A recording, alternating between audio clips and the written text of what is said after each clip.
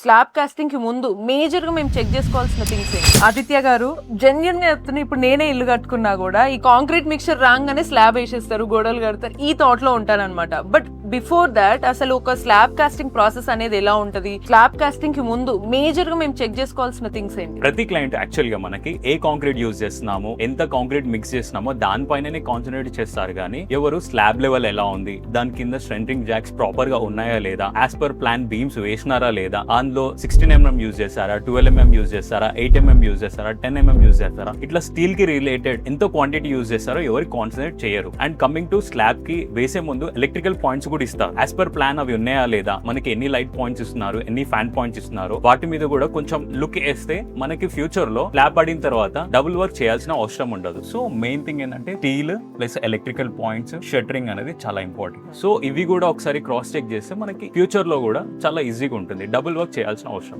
Winner గా client కి ఏమో స్లాబ్ కనిపిస్తుంది, కానీ ఇంజనీర్స్ కి ఫ్యూచర్ సేఫ్టీ కనిపిస్తుంది. అందుకే శ్రీ హైగ్రీవాలో వాళ్ళు మొత్తం ప్రాసెస్ అంతా చెక్ చేసిన తర్వాతే స్లాబ్ కాస్టింగ్ ప్రాసెస్ అనేది స్టార్ట్ చేస్తారు. సో ఇప్పటికే మీకు క్లారిటీ వచ్చేసి ఉంటది శ్రీ హైగ్రీవా వాళ్ళు ఎంత క్వాలిటీగా వర్క్ చేస్తారు. సో ఒకవేళ మీ డ్రీమ్ హోమ్ క్వాలిటీతో ఉండాలి అనుకుంటే స్క్రీన్ మీద కనిపిస్తున్న నెంబర్ కి వెంటనే కాల్ చేయండి.